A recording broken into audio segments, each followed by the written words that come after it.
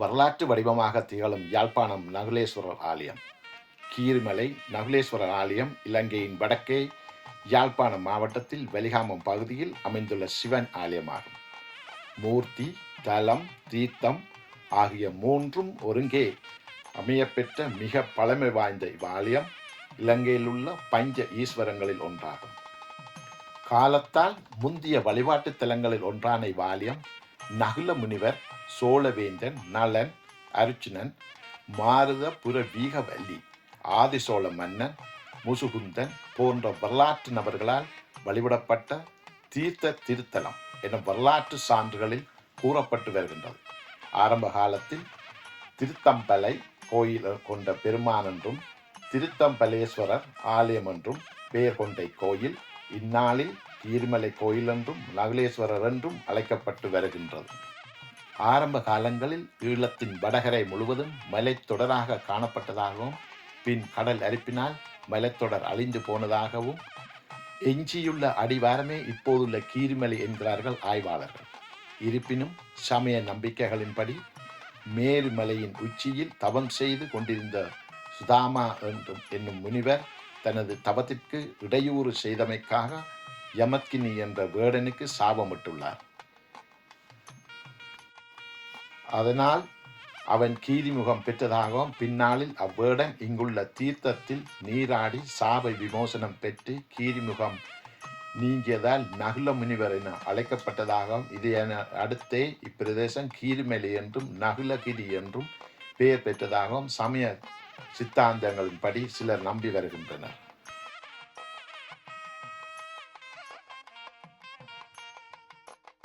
பொதுவாக பழமையான ஆலயங்கள் என்றாலே வரலாற்று நிகழ்வுகளும் சில ஐதீகங்களும் கொட்டி கிடப்பது வழக்கம்.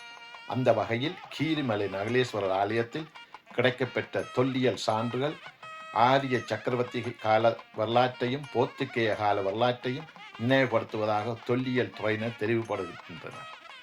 யாழ்ப்பாணத்தில் நல்லூரை தலைநகராக கொண்டு ஆட்சி செய்த ஆரிய சக்கரவர்த்தியர் காலத்தில் அரச ஆதரவு பெற்ற பிரதான தலமாக நகுலேஸ்வரர் ஆலயம் திகழ்ந்துள்ளது. பின்னர் 3 பிரகாரங்களும் 5 கோபுரங்களும் கொண்டு காணப்பட்ட இந்த பிரம்மாண்டமான ஆலயமானது போர்த்துகீசர் காலத்தில் இடிக்கப்பட்டது.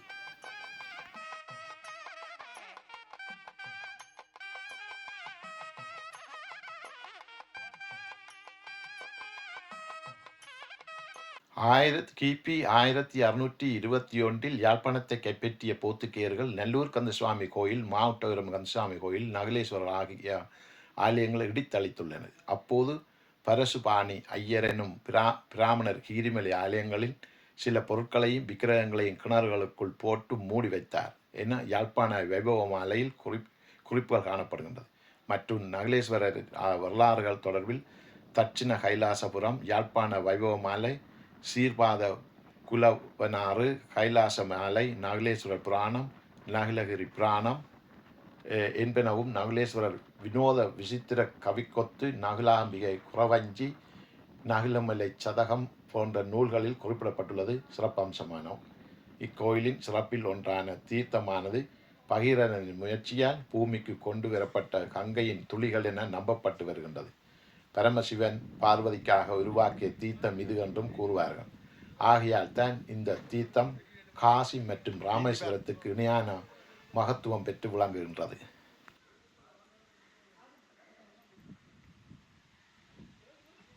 கீரிமலையின் வடக்கே பாக்கு நீரிணை கடல் உள்ளது. கிழக்கே மாவட்டபுரம், தெற்கே கருகம்பனை, மேற்கே இளவாலை ஆகியன இதன் எல்லை கிராமங்கள் ஆகும். கீரிமலையின் நிலமட்டம் இதன் அயல் கிராமங்களை விட சிறிது உயர்ந்துள்ளது. கடற்கரை முருகைக்கல் பூச்சிகளினால் உண்டாகும் பாறைகளினால் அமைந்துள்ளது. இங்குள்ள சிறப்பான விடயம் என்னென்றால் இங்குள்ள மடங்கள். இங்கே நீங்கள் பார்ப்பது போல சிவபூமி படம், ஸ்ராப்பர் மடம், வைத்தியலிங்க மடம், கிருஷ்ணபிள்ளை மடம், பிள்ளையார் கோயில் மடம், நாராயணபூடர் புண்ணிய தர்ம மடம், இவ்வாறான பல மடங்கள் அந்த காலத்தில் இருந்திருக்கின்றது. இப்போது இந்த சிவபூமி மடம் பெரிதும் புனரமைக்கப்பட்டு சிறப்பாக நடைபெற்று வருகின்றது. இங்கே நீங்கள் காண்பதும் அந்த மடங்களில் ஒன்றுதான் இது. அது அழிந்த நிலையில் காணப்படுகின்றது. நீங்களே பாருங்கள், இன்னும் அது புனரமைக்கப்படவில்லை. இது எங்கள் பழைய காலங்களில் எங்கள் முன்னோர்களால் நடத்தி வந்த மடத்தில் இதுவும் ஒன்று. என்ன நேர்களே, இத்துடன் எங்களுடைய கீர்மலைக்கான தரிசனத்தை நிறைவு செய்து கொண்டு காரைநகரை நோக்கி, அதாவது காரைநகர் கையூர்னா பீச்சை நோக்கி எங்களோட பயணம் தொடர்கின்றோம். போகும் வழியில் இரு மருங்கிலும் இந்த அழகான பறவை கடலை பார்த்து கொண்டு இந்த பாடலை ரசித்து கொண்டு செல்வோம். எப்படி பாருங்கள், எவ்வளவு அழகாக இருக்கின்றது எங்கள் நிலப்பகுதி. வடபகுதியில் உள்ள இந்த அழகான பறவை கடல் வந்து பார்ப்பதற்கு மிகவும் அழகாகவும் ரசிக்கக்கூடிய வண்ணமாக இருக்கின்றது. பாதையும் வந்து தரமானதாக இருக்கின்றது. ஒரே நாளில் பல விடயங்களை பார்ப்பது அல்லது அதை செய்வதென்பது சிரமமான விடயம்தான். எங்களால் இயன்றளவு பிள்ளைகளின் விருப்பத்துக்கு நாங்களும் கீர்மலைக்கு போனோம். அடுத்த நிகழ்வாக அல்ல எங்களுடைய விசிட்டாக வந்து கையூர்னா பீச்சுக்கு போய் சென்று கொண்டிருக்கின்றோம். போகும்படி பசி எடுத்து விட்டது. அதனால் இங்கே பாருங்கள், பூரியும் சாம்பாரும். ஓகே, அங்கே வந்து பிள்ளைகள் அதை சாப்பிட்டார்கள். நாங்களும் அது 1-2 வாய் சாப்பிட்டு பார்த்தோம். நன்றாக இருந்தது. அடுத்ததாக இன்னும் சிறிது நேரத்தில் நாங்கள் அந்த கையூர்னா பீச்சை நோக்கி செல்லவிருக்கின்றோம். ஓகே, நாங்கள் இங்கே அந்த நுழைவாயிலில் சென்று கொண்டிருக்கின்றோம். கையூர்னா பீச்சுக்கு போகின்ற நுழைவாயிலில் இருமரங்களும் சவுக்கு மரங்களும் பனை மரங்களும் வளர்ந்து அழகாக காட்சி தருகின்றது. கையூர்னா கடற்கரை இலங்கையின் யாழ்ப்பாணம், அதாவது யாழ்ப்பாண நகரத்திலிருந்து கிட்டத்தட்ட 20 கிலோமீட்டர் தொலைவில் காரைநகர் பிரதேசத்துக்கு எல்லைக்குள் பட்ட பகுதியில் காரைநகரில் இந்த கடற்கரை அமைந்துள்ளது. தினமும் வெளிநாட்டு உல்லாச பிரயாணிகளையும் தென்னிலங்கை மக்களையும் கவர்ந்து மக்கள் வந்து போகும் பிரதான சுற்றுலாத்தலமாக விளங்கும் கையூர்னா கடற்கரை. பிரபலமானதுக்கு காரணங்கள் இங்கு அளவான அலையுடன் சரிவு குறைவான கடல் மண்ணும் அமைந்திருப்பதால் கடலில் குளிப்பவர்களுக்கு இது இதமான அனுபவமாக அமைந்துள்ளது.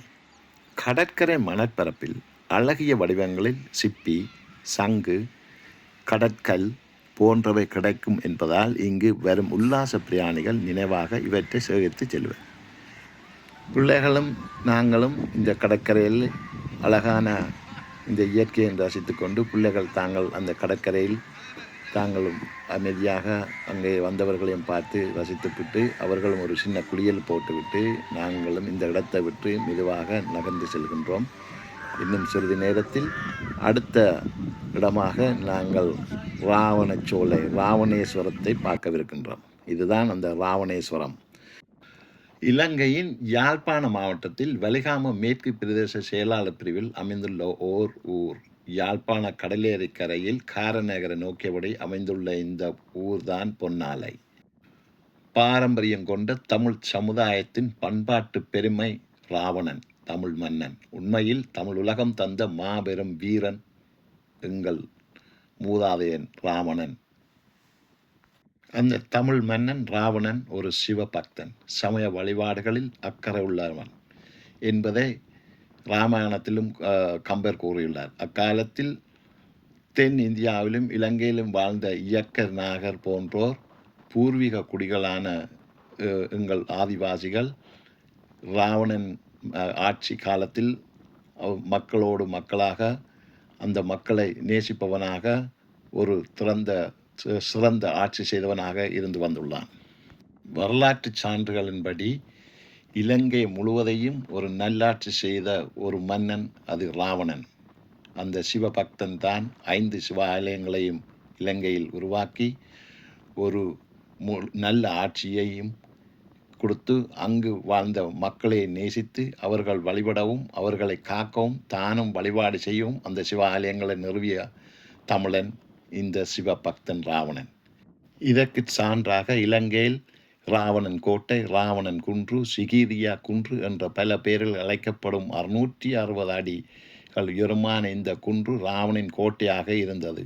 அந்த காலத்தில் ராவணன் ஆட்சி அக்காலத்தில் வந்து நாகர் பரம்பரையில் வந்த கைகை என்னும் தமிழ் அரசகுமாரி வச்சிரவாகை கூடி ராவணன், கும்பகர்ணன், விபீஷணன் புதல்வர்களையும் சூர்பனகை என்ற புத்திரியையும் பெற்றார். இப்பெயர்கள் வந்து இவர்களின் பகைவர்களால் அழைக்கப்பட்டு பிரபலியமடைந்த பெயராகும். ஆனால் உண்மையிலே இவர்களின் பிள்ளை பெயர்கள் முறையே சிவதாசன், பரமன், பசுபதி, உமையம்மை என்பன இவர்களுடைய உண்மையான பெயர். அதாவது சிவதாசன் என்ற ராவணனை சிவதாசன் என்றும், பரமனே கும்பகர்ணன் என்றும், பசுபதியே விபீஷணன் என்றும், உமையம்மையே சூர்பனை என்றும் அழைக்கப்பட்டார்கள். இலங்கையின் ஆட்சி உரிமையை பெறுவதற்கு ராவணன் தனது தமையனாகிய குபேரனுடன் யுத்தம் செய்தான். குபேரன் என்பவன் ராவணனின் தந்தையாகிய வஜ்ரவாகுவின் இயக்கசாதியைச் சேர்ந்த இன்னொரு மனைவியின் மகன். தம்பியுடன் யுத்தம் செய்வது முறை என்று என குபேரன் எண்ணியதால் ஆட்சி பொறுப்பை ராவணனிடமே ஒப்படைத்து விட்டான். அழகாபுரியை ஆட்சி செய்தான். அக்காலத்தில் குபேரனின் ஆட்சியில் இயக்கர்கள் அதிகமாக வாழ்ந்தார்கள். குபேரனுக்கு பின் ராவணன் இலங்கை முழுவதற்கும் அரசனாகி இலங்காபுரத்தை தலைவனாக கொண்டு ஆண்டு வந்தார்.